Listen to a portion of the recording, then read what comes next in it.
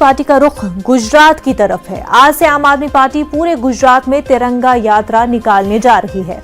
इस तिरंगा यात्रा के जरिए आम आदमी पार्टी की कोशिश होगी कि ज्यादा से ज्यादा लोगों तक पहुंचा जाए और अपनी पार्टी अपनी बात रख सके। पंजाब जीतने के बाद पार्टी के हौसले बुलंद है और एक नई ताकत के साथ गुजरात में मिशन का आगाज करने जा रही है।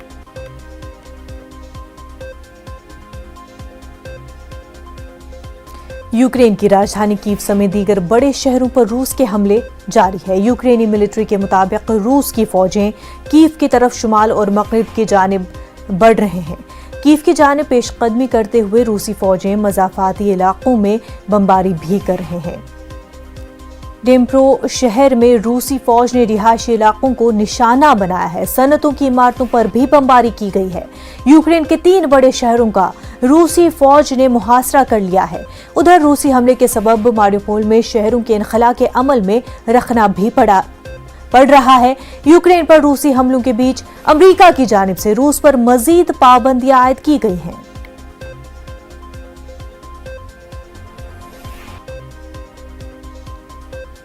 टीम इंडिया और श्रीलंका के बीच बेंगलुरु में आज से दूसरा टेस्ट मैच खेला जाएगा। रोहित की क़यादत में टीम इंडिया क्लीन स्वीप के इरादे से मैदान में उतरेंगे। टीम इंडिया को मोहाली में खेले गए टेस्ट में बड़ी जीत मिली थी, जिससे टीम इंडिया के हौसले बुलंद हैं।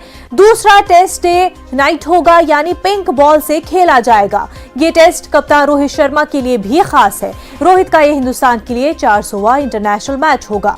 विराट कोहली, महेंद्र सिंह धोनी, सचिन तेंदुलकर और 5 दीगर खिलाड़ियों ने 400 या उससे ज्यादा बैनुल अक़वामी मैच खेले हैं।